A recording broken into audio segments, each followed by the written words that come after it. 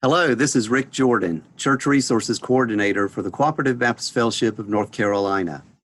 Welcome to today's webinar on Seeking Ministers, Seeking Churches.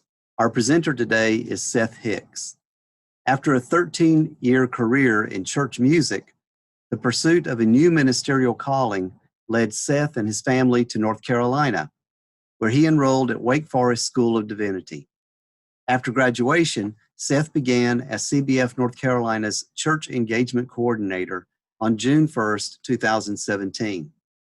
Seth has completed Intentional Interim Pastor Training Phase 1 and 2 through the Center for Congregational Health and the S.T.E.P Interim Ministry Training through the Center for Healthy Churches. Today's webinar will begin with Seth's presentation. If you have questions or comments, you may enter them at the question box at any time. This question box is at the bottom of your screen. Scroll down to the bottom, you'll see something that comes up that says Q&A. I will ask the questions at appropriate times. If you have questions about the church search, then you can ask those. I'll ask him at the end of that part of his presentation, or the individual candidates search. I'll ask him then, or we could have questions at the end as well. So in other words, you can put a question in the question box at any time. Thank you for your participation in today's webinar. And just a reminder, this webinar is being recorded and will be stored on the CBF of North Carolina Virtual Resource Library on our website. Seth, we welcome you. Before you begin your formal presentation, tell us how you became interested in this subject. Well, thank you, Rick. It's a pleasure to be here with you and with those who are joining us on the webinar today. Ministerial transitions has certainly been a part of my life, adult life. While I was a minister in churches, certainly interviewing quite a few times with different churches throughout my career and experiencing that. But really, I think my love for the local church is what has begun my interest particularly in the transition periods, because I think we have conversations during these interim times and these times when we are in between pastoral leaders that we often don't have in other times. And we have different groupings of people as we get laity sitting around conference tables talking about the work of the church. I think those are different conversations when we are in those periods of transition. And so I always really enjoyed, as a candidate, having those conversations, and found that once we had those interview questions, often we never came back to those topics again, as we were in the midst of doing ministry together, and never stopped to have those sort of important conversations. So I think there is real good work that can be done in churches during this time, but I also think it's important that we have a healthy approach towards these interim times. So this is something that I am certainly no expert whatsoever in, but we all continue to learn together. And as I am fortunate enough to sit with congregations and to sit with committees, I've learned something new every time and get new perspective each time. So it really is an honor and a joy to be able to do this work with CBF North Carolina. Thank you. Well, we certainly appreciate your ministry in helping candidates and churches, and so and appreciate your time today giving to us to talk about this important ministry. Well, as we begin, I do want to thank you all for joining us to have this important conversation. This certainly is important work in the church.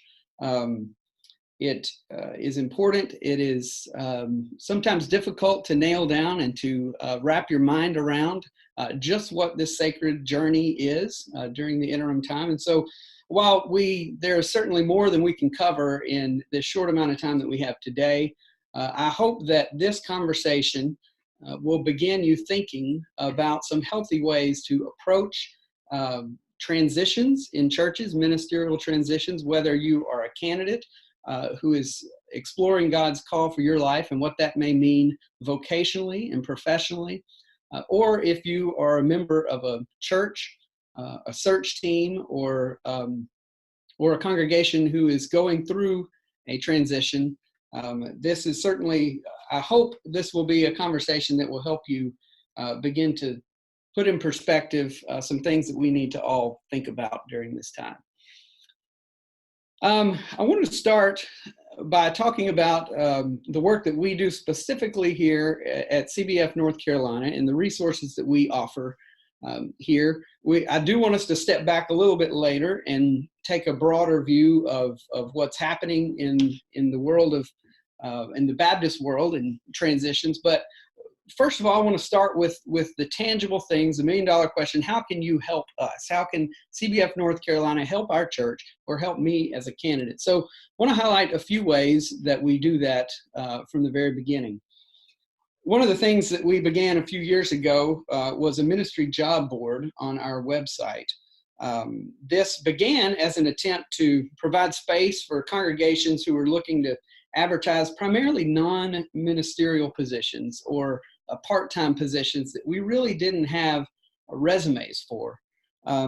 However, through the years, this has evolved into something very different. We've only been doing this about maybe 3 years or so, but over that time, we have seen just an explosion of folks who have wanted to advertise on our ministry job board. In that short time, we've only been tracking for the last 2 years, and we've had over 200 ministry or church positions advertised on our database. While we certainly are CBF here in North Carolina and the Cooperative Baptist Presidents here in our state, this is a wide-ranging ministry that we offer. We've had churches and organizations from 9 different states who have reached out to us for help. Some other statistics here of who it is that's advertising on our job board. The vast majority are ministry positions. We have only 35% of them are part-time positions, and that was kind of the impetus for us to begin this ministry in the first place. But we see a lot of full-time pastor positions and full-time ministry positions advertised on this thing. There's only been a small number of church administrative and non-church related positions. So there really are ministry positions. This is something that we offer for free here in North Carolina. There's no charge for you to put just a short classified ad type of advertisement on our website. This is the most visited page on our web presence. It gets lots of traffic from candidates who are looking for positions. So it's a great way to get your job opening in front of a lot of eyes. It's not only free, but it is also a fresh site. We like to keep it fresh so that all of the positions that you see are active and current. We ask that churches only advertise for no more than 90 days.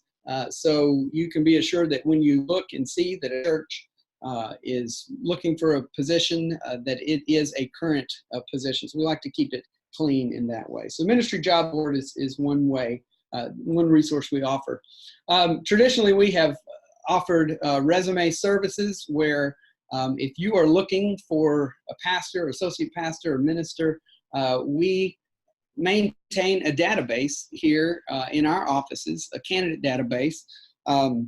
And one of the unique things about us, there are certainly national, CBF Global does that as well. They have resume service to serve the broader CBF community. But one of the things that we're able to do here in North Carolina that's a little bit unique is that we make every effort to have a personal conversation with each person who puts their resume in our database. Sometimes scheduling is difficult and we don't get up with every single person.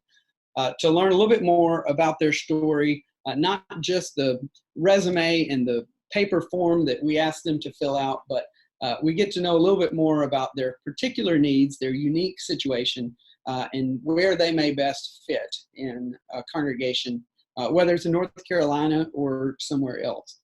We'll see a little bit more about some of the statistics about that later in the presentation, but did want to mention that we have been doing that for some time and certainly continue to do that.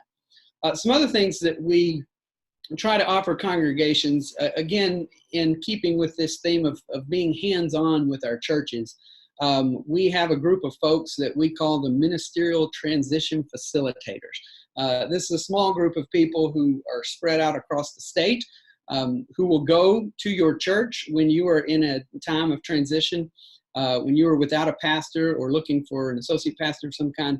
We will come to your church, talk to your church leaders, as early as we learn about this, and can reach out to you, and at your invitation we'll come talk to you, whether you're deacons or church council, whatever the leadership group is in your church that's kind of guiding the search, that we can come and have initial conversations about setting the foundations for a healthy search, and then begin to lay the foundation for the search team, which will do its work later on.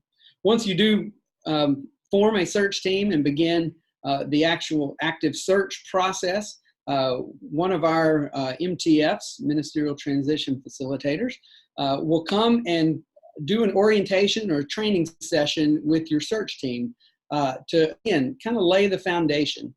This is not a blueprint. This is not a bullet point step-by-step. This is what you need to do. When I meet with search committees, typically it's 2 hours of me asking questions. Have you thought about this? What happens if this comes along down the road? Have you thought about how you will address this topic, or how will you do that? So it really is not so much us coming in and trying to tell you how to do your search, as it is coming in and helping you to think through some of the potholes that may be in front of you, and some of the things that maybe you haven't thought of as you begin your search that way.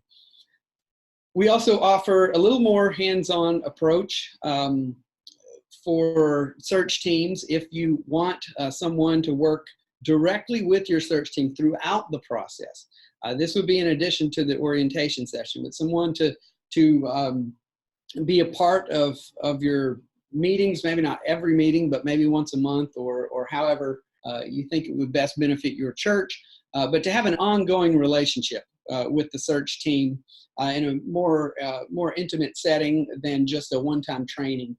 Then we certainly can do that as well, and are happy to do that with churches. And then finally, we have quite a few ministry partners who partner with us in this work.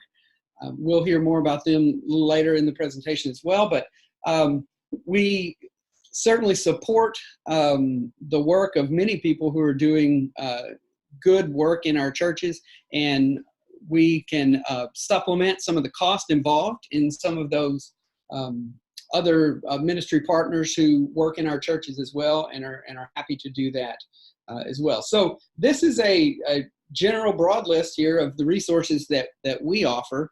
The first, let's see, 1, 2, 3, 4 of those are completely free, no charge for our CBF churches. The last two there, the coaching and the supplementing ministry partners work, there is a cost involved for those. But again, that is depending on how your church, the needs of your church, and what exactly you want from that partnership. So now that I've done that, I want to just kind of lay out where we're going to go today in this time that we have together. First, I do want to talk a little bit about kind of the landscape of ministry transitions in the Baptist world. We'll talk a little bit about our partners. We'll talk specifically about some tips and things to think about for candidates. Go over a few different models for interim ministry, and then begin thinking toward what a healthy congregational process might look like for your congregation. So I want to start by thinking about transition. And I want to say this up front, that often this time of transition, there is anxiety in a church. No matter what the reason for the departure, whether it's a retirement after a long, successful career, or whether it was a short stay that was tumultuous and filled with conflict. No matter what the circumstances were in that change in leadership, it's a change to the system. And this creates a variety of responses in us. There's uncertainty, there's fear sometimes, there's grief, perhaps there's relief or sadness or maybe gladness, I don't know, or anger, or all these different things that are happening in the life of the church that can happen individually with how we individually respond to this change, or how particular pockets of our congregation respond to these change, whether it's Sunday school classes or youth groups or choir, or different groups may respond in different ways at different times. And so we need to be aware of that. But I do want us to remember that these transitions are natural, and it's a natural part of the life cycle of our congregations. As I'm in churches, often I walk down the hall and there is the Hall of Fame there. You know, there's all the pastors' portraits down the hallway, and you can kind of see when you step back kind of the way that this congregation has transitioned with particular leadership through the years. And so while it's hard to remember that in the moment, it is important to remember that your church has had other pastors and will have other pastors in the future. And so we want to remember that this is part of the natural life cycle of a church. Then the question is, do we really need help with this? Our Baptist polity tells us that this is the church's work. No one can tell us how to do this work. And that is very true. But my answer, do we really need help, would be yes.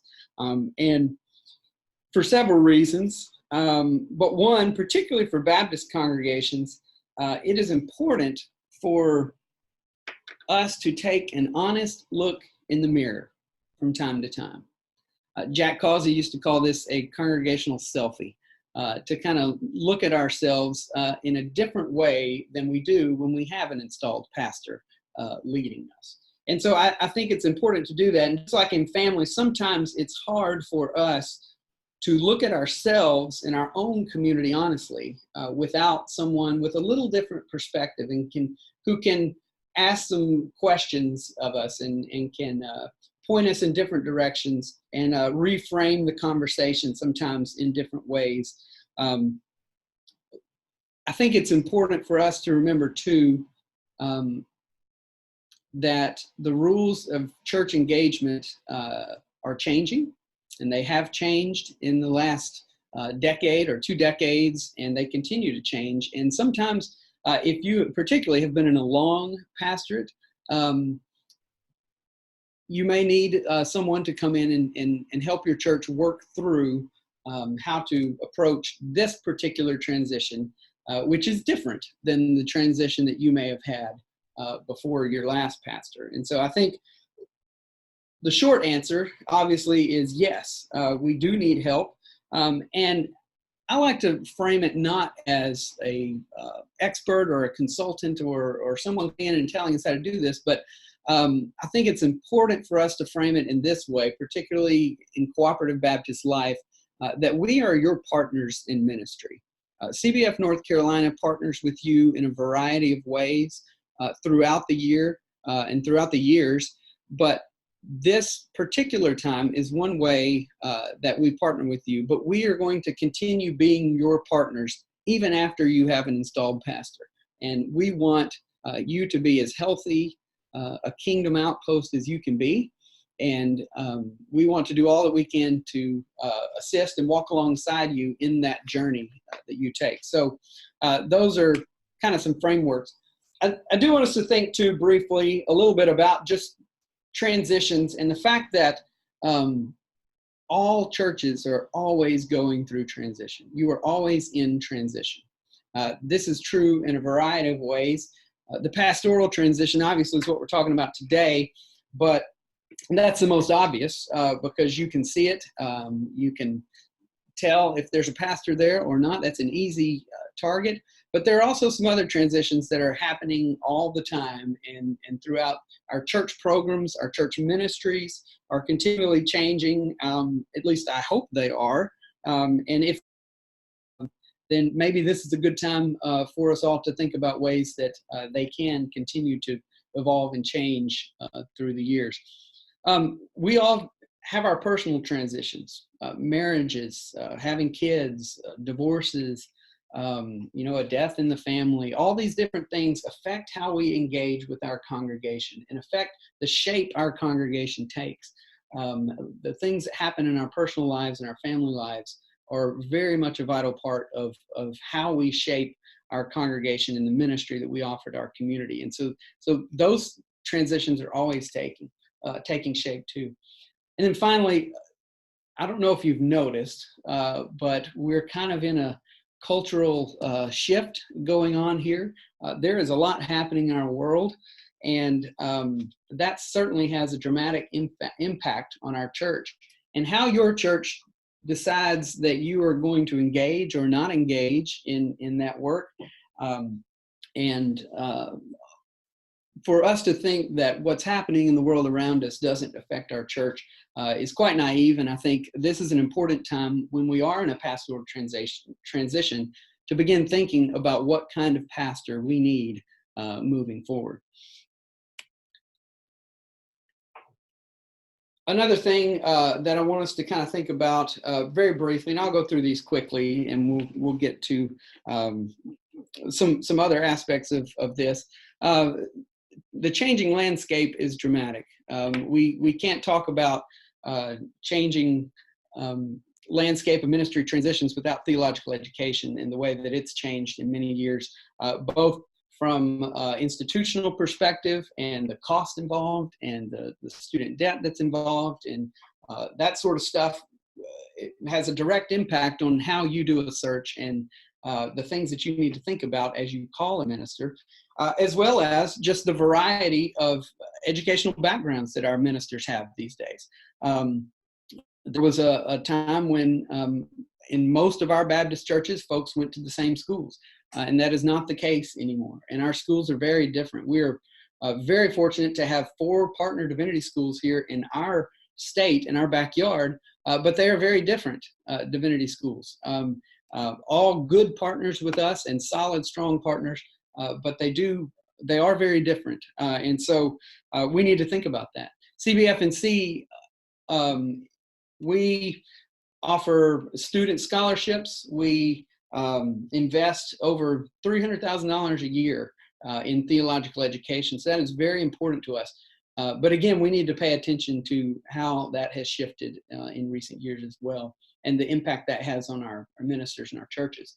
There was a time when we kind of knew what the prerequisites were for a minister, and there was a time when county seat congregations may not look at a minister if they didn't have a doctorate or a PhD or a doctoral degree.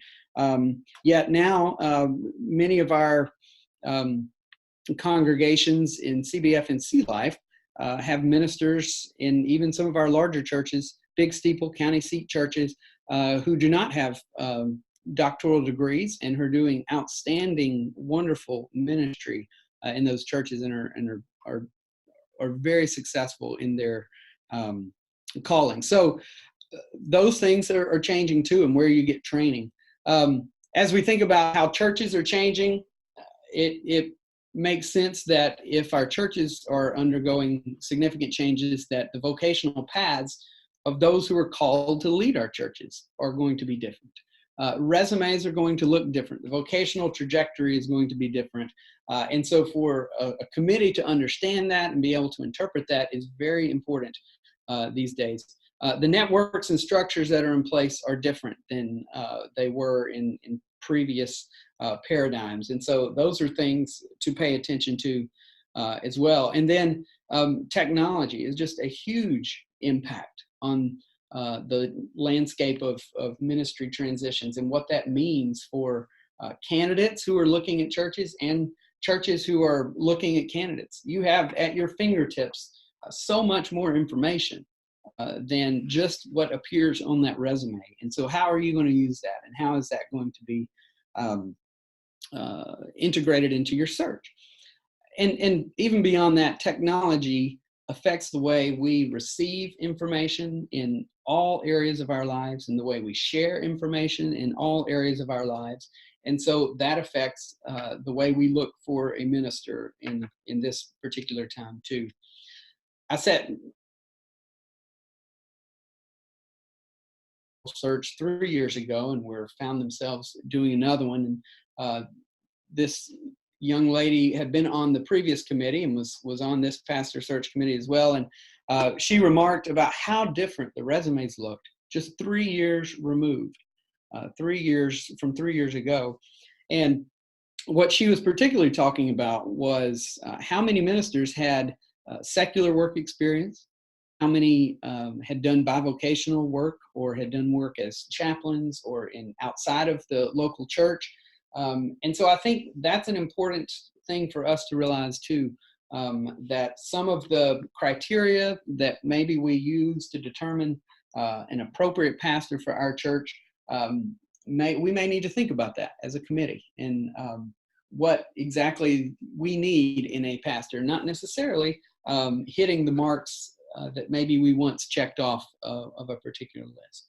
So that's a very brief overview of a changing landscape that continues to change. And there's certainly much more we could say about all of these and other areas, but you probably want me to move to the next slide. So we'll keep moving. I mentioned several times we do have a lot of partners that we partner with that help us in a variety of ways, and we help each other learn about needs in churches and how we can best address those. Baptist and Women in Ministry is a wonderful partner, and they have some wonderful resources too for ministers, not just women, but all ministers who are looking at times of change. Baptist Women in Ministry North Carolina is another partner in our backyard. Kathy Gore Chapel was on our staff here for many years and is a close partner with us in this work. And we value her insight and participation in that as well. Obviously, our CBF realm is larger than just here in North Carolina, and CBF Global is a great partner with us as well.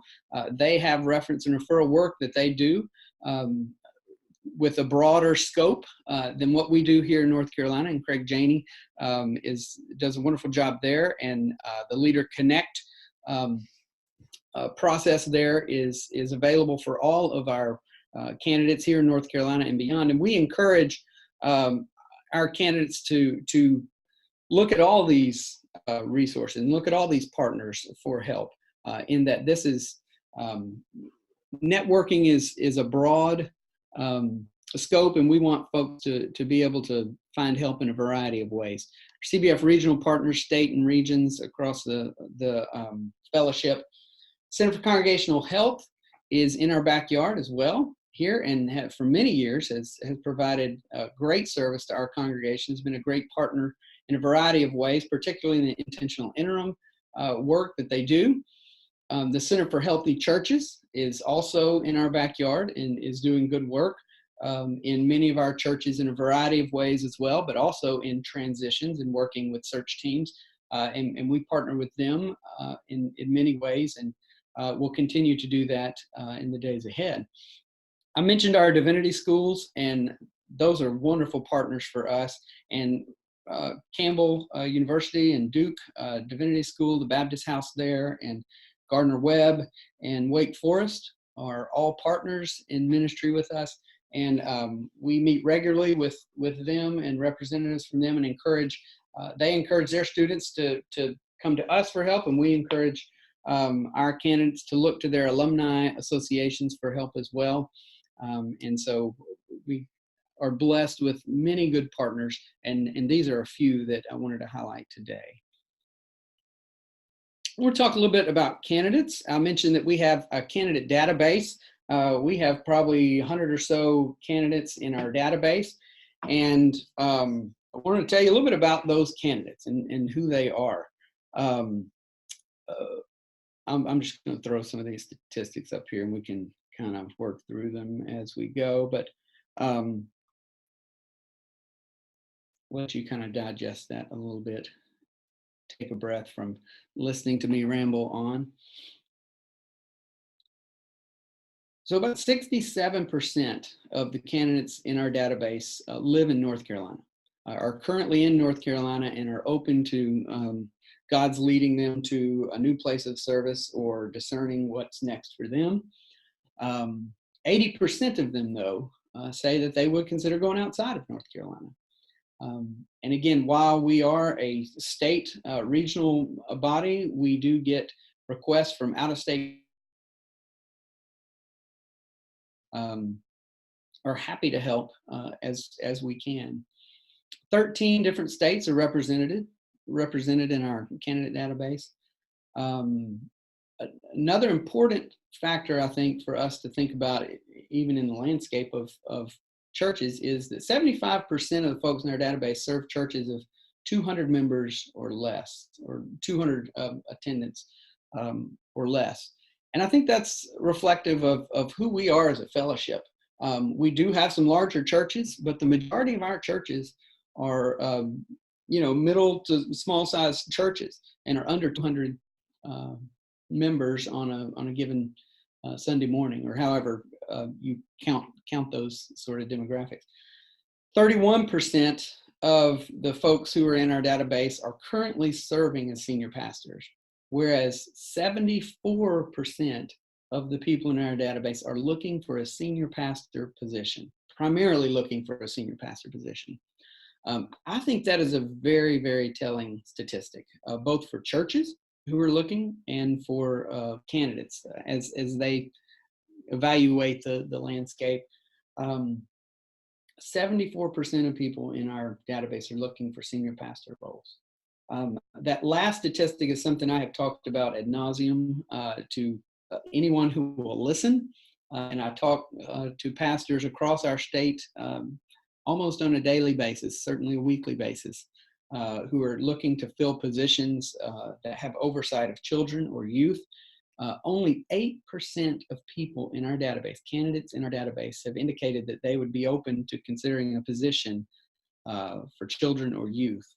And a lot of times that is not only a specific position for children or youth, but a position that involves oversight of children or youth. So this is something I think that we as a fellowship need to continue to work on, partnering with those people on that previous slide, and to talk about that. So as we think about candidates, I want to say just a word to folks who may be looking for a position, and certainly not everything to think about, but a few things to think about as you look for your search. First of all, I want to say, please be open. You certainly have a particular calling. Our ministers feel called to serve in particular ways, but I also encourage our candidates to be open to the movement of the Spirit. That sometimes our callings change throughout our life, and sometimes our callings shift even within a particular location. Even if you're at a church, you may be called to serve in a different way. But two questions come to mind there. Where are you willing to go? We have congregations all over North Carolina, in urban areas of Raleigh, and cities, and in rural places across our state. And what are you willing to do to live out your calling? How far are you willing to go to fulfill the calling that God has placed in your life? And that is different for every person. But as I mentioned just a minute ago, the need for folks to work with children and youth in our churches is real. The need for churches, for ministers, pastors, solo pastors in some of our rural settings is real. And so as you consider your calling, as you consider what God may have in store for you next, and discern what is next, I would ask that you be open to the movement of the Spirit.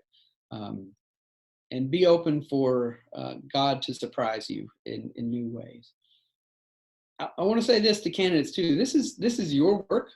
We are more than happy to help and are delighted to be able to walk alongside you. But looking for a job is hard work. It particularly today, I think it can be a challenge to get yourself out there without maybe you're in a situation where you're uncomfortable in your current situation and you don't want word to get out that you're looking, but there are ways to begin networking and begin your search. And so I hope that candidates will understand that this is almost a job in itself, looking for a job. So we are more than happy to help and are willing to do so, but there is a lot of work for you to do as well. Sometimes painstakingly slow. If a search team, and we don't encourage them to do this, but if they only meet once a month, it's going to take a few months to work through resumes and to debrief on interviews. And sometimes you can go for long periods of time without hearing anything from a church and think that door is closed, when actually it is not closed. And they are just still working through their process. So be patient, be realistic as well. If you are right out of school, you may not, apply for a job that where a church says that they need a ton of experience or a particular thing. So I think being realistic is important too, as we look at the jobs that are open and the requirements that committees have kind of placed on their particular job opening. Networking I cannot tell you how important this is. Show up to events, talk to people. I'm certainly happy to talk to you. Craig Janey's certainly happy to talk to you. Pam Durso, Kathy Chappell, all these folks who are willing to help you, your alumni networks. And sometimes I realize that it's hard to network if you are doing it quietly, but there are certainly phone calls and emails and ways that you can begin letting folks know that God is working in your life in a different way, and you may be open to new opportunities. So do not ever underestimate the importance of networking. Go beyond the resume. This is very important, particularly for our younger folks coming out of Divinity School. I want to say this loud and again for the people in the back, that your resume is not the only thing they will see of you. Your social media presence is important.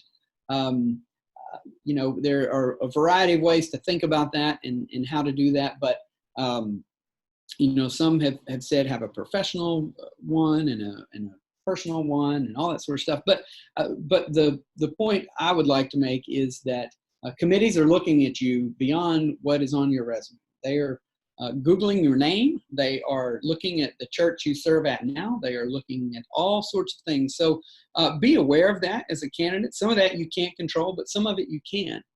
And clean up some things if they need to be cleaned up. They will be looking at all sorts of things. So pay attention to that. That is very important for our folks.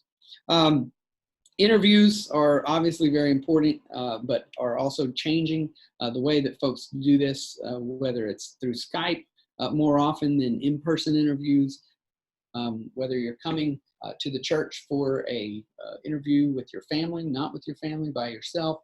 I always want candidates to be prepared to ask questions of the committee. The committee is going to ask plenty of questions, but you are certainly allowed to ask your share as well. This is a two-way street. They're looking for a pastor and you're looking for a church. So do not be afraid to ask questions, and even hard questions sometime, of the committee. This is a good way for committees to kind of learn as well as they interact with candidates throughout this process. Finally, I do want to say that make sure when you're interviewing, when you're talking to folks, that you're talking to the right people. If anyone's heard me talk to candidates, I've probably told this story, but make sure that you talk to the people who are making the decisions. Sometimes the committees are the ones who are tasked with finding the person that God has for their church, but they are not the people who are tasked with creating the compensation package or the benefits package. And so conversations that you have concerning those things need to be with the right people, and that may not be your search committee. But I will spend the last little bit here on more from a congregational standpoint, thinking about search committees in the interim period within a congregational setting. There are certainly many ways that you can approach an interim period in your church's life, but a few that we see often. The Intentional Interim Ministry, I mentioned earlier, Center for Congregational Health, has been training intentional interim ministers for 2 or 3 decades, and many of our churches have done an intentional interim ministry. If you don't know what that is, go to the Center for Congregational Health website, and you can read a little bit more about that. But that is a particular way, a training for pastors to help a congregation look at themselves during the interim period and work through their mission, their heritage, their future, their connections, all these different ways, the mission that they have together to an in-depth self-study that takes 12 to 18 months, a minimum of 12 to 18 months, with a full-time pastor coming in to help you do this work. But many of our churches have done that. There's a more traditional interim ministry where, again, this looks very different in each church, whether it's part-time or full-time, someone to preach, to maybe do Wednesday night Bible studies, to oversee staff, or to do some of the pastoral care, visitation, those sort of things. Each church kind of can craft their own way of approaching this kind of more traditional approach to ministry as an interim pastor. We have seen a rise in the last few years of some coaching, and that term, again, it can mean a variety of things. I realize that as well. Both congregational coaching or your search committee, with your search committee. And we find that churches have had good results with having a particular kind of coach, and there are a variety of ways that you can do that, and partners that we work with who can help you in that way. Our ministerial transition facilitators have done that. Jack Causey has worked closely with search committees for many years, and Mike Queen and Mike Cogdell and Terry Hamrick and those folks who help us out on a regular basis can help you with your search in more of a coaching role. And then we also see kind of a hybrid approach. This is not because the person drives a Prius, but this is kind of a mix of maybe some other models. There's a traditional part-time maybe, and someone else who is doing some coaching, or maybe it is the interim minister who is doing both of those roles as preaching and then also helping the search committee. There's a variety of ways, and it really is helpful for us to have conversation about how that would be most beneficial to your church and what that would look like in your context. We even had a church not long ago who decided they weren't going to have an interim minister, and they were just going to do pulpit supply and current staff to preach and cover the pastoral duties. And so they did that, and they have recently called a pastor as well. And so that is an unorthodox approach, but that's how Baptists are. So there are a variety of ways to think about interim ministry. For our last few minutes here, I do want to focus on what a healthy search process might look like in a church, a CBFNC church. Let me say up front again that we value our local church autonomy. There are no rules or regulations for how you are to approach a particular interim period, at least from a Baptist hierarchy standpoint. We are not here, either us or CBF Global, to tell you what to do in a search. It is your work, and we want you to do it in the way that God leads you. And that's very important to us. So there's no blueprint for this work. And each search looks very different. One of the first things I tell committees is slow down. Don't get in a hurry. Sometimes there is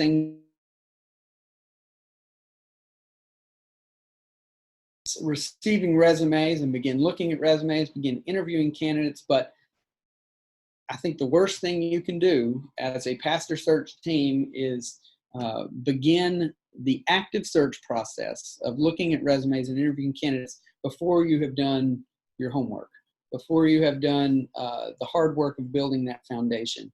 And at the heart of that, in my opinion, is this search team, which is embarking on a sacred spiritual journey together to begin to form community with each other.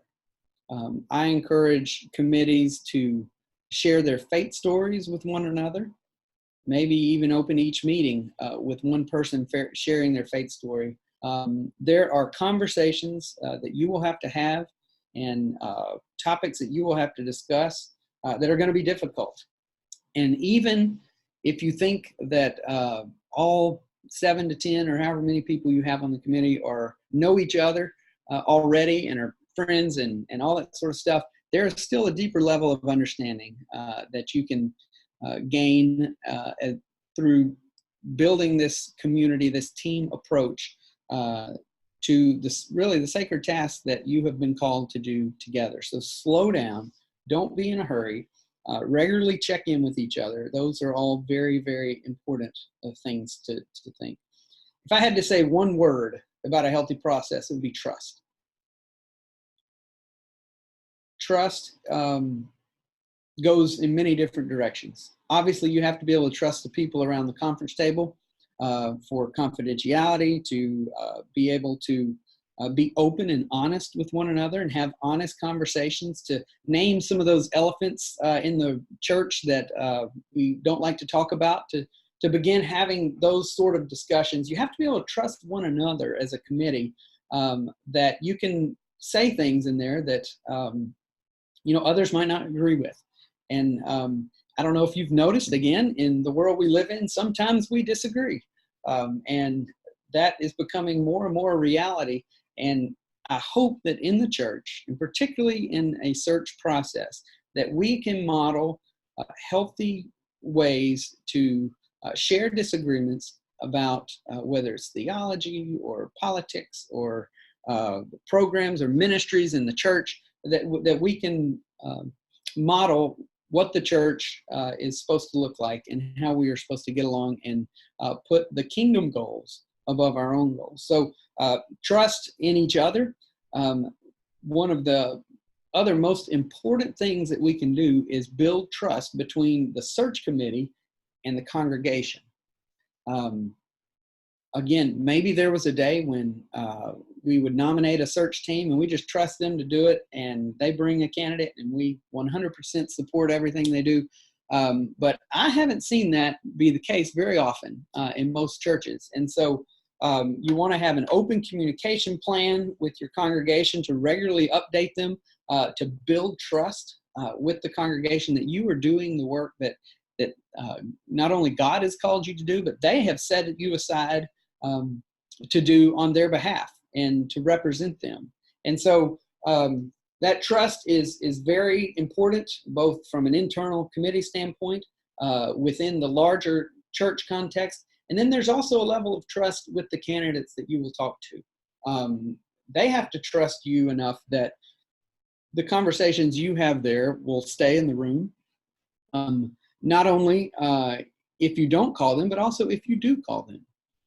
If they do end up being your pastor, being able to trust that this was a safe place to have conversation about the realities of ministry in your particular context is extremely, extremely important. So, and there's probably 4 or 5 other ways that trust plays out as well. A healthy process also thinks of the pastor as an employee, as well as an ordained spiritual leader, someone set aside to lead the church. And those two coexist together. And sometimes they are in tension. As we know, the congregation sets the salary, the benefit package, all those sort of things. But the congregation also looks to the pastor or the minister for leadership. And so sometimes this can place us in tension with one another. But I encourage candidates not to apologize for asking for a living wage, and not to apologize for asking for particular needs that their family may have. There are a variety of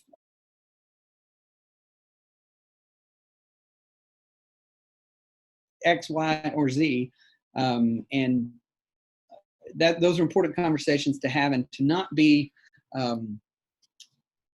not wait until the very end to have those conversations. To begin having those conversations early.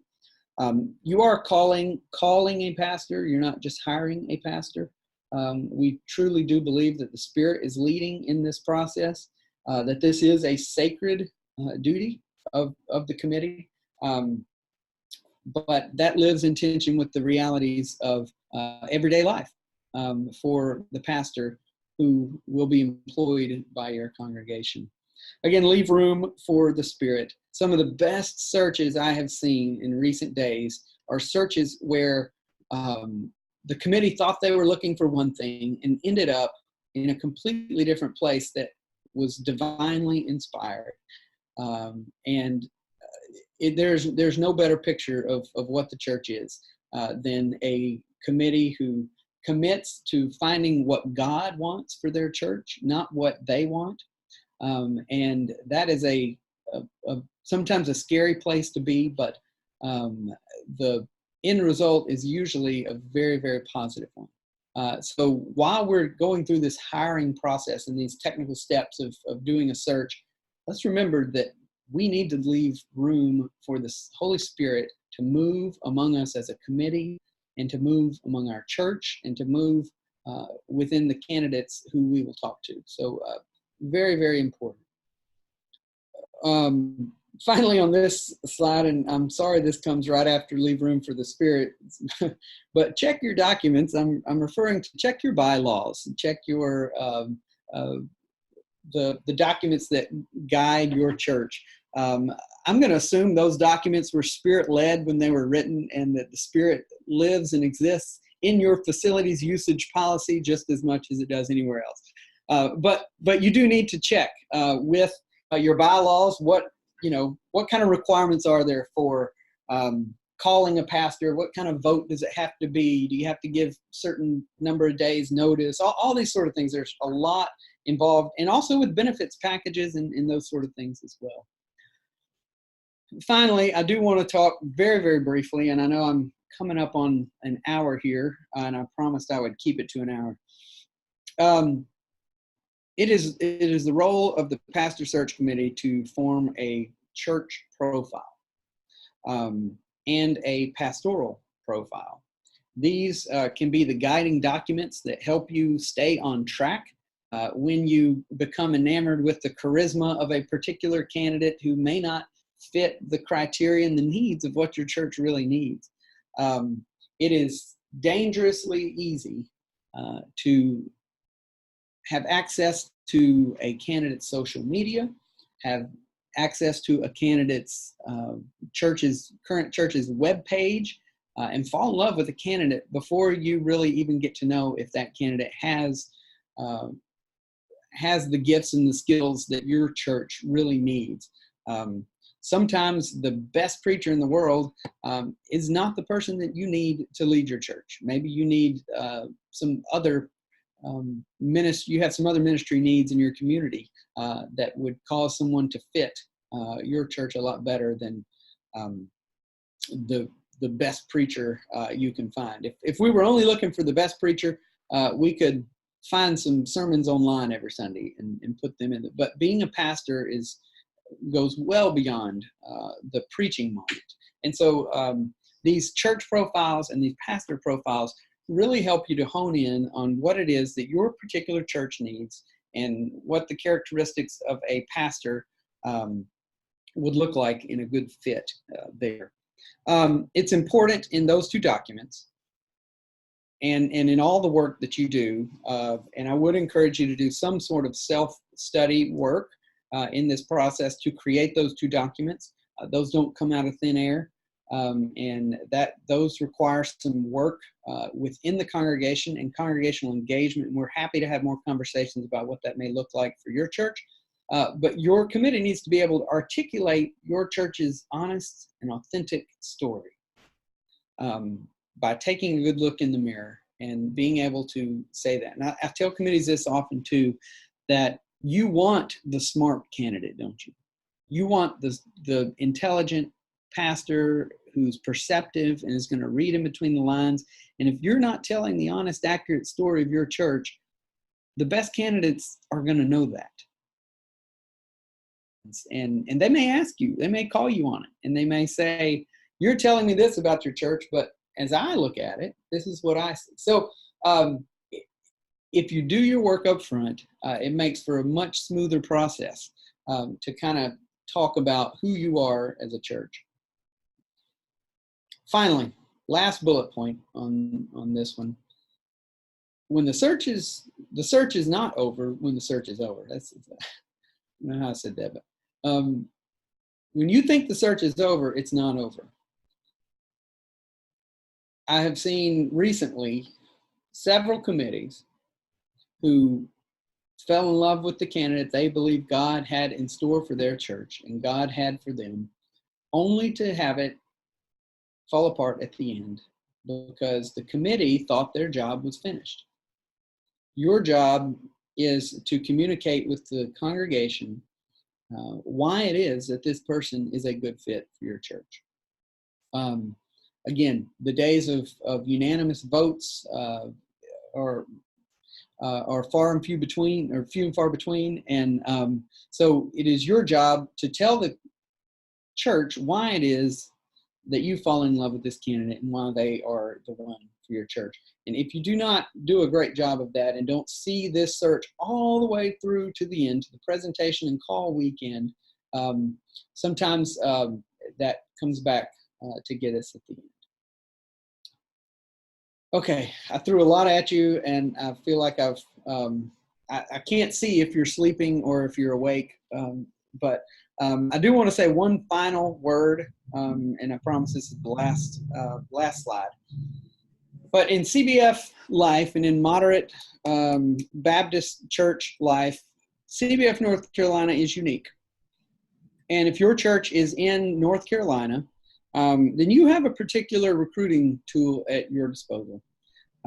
We have the largest concentration of churches in any region here in North Carolina, and that provides support in ways that you don't find in other areas of the country and in other regions, just simply because we have more people in a smaller area to form peer learning groups, to do continuing education at one of our 4 partner Divinity schools, to be a part of many of the resources and events and trainings and different things that go on in CBF North Carolina. And so churches, I think, don't always understand the landscape of Cooperative Baptist Fellowship and how unique North Carolina really is.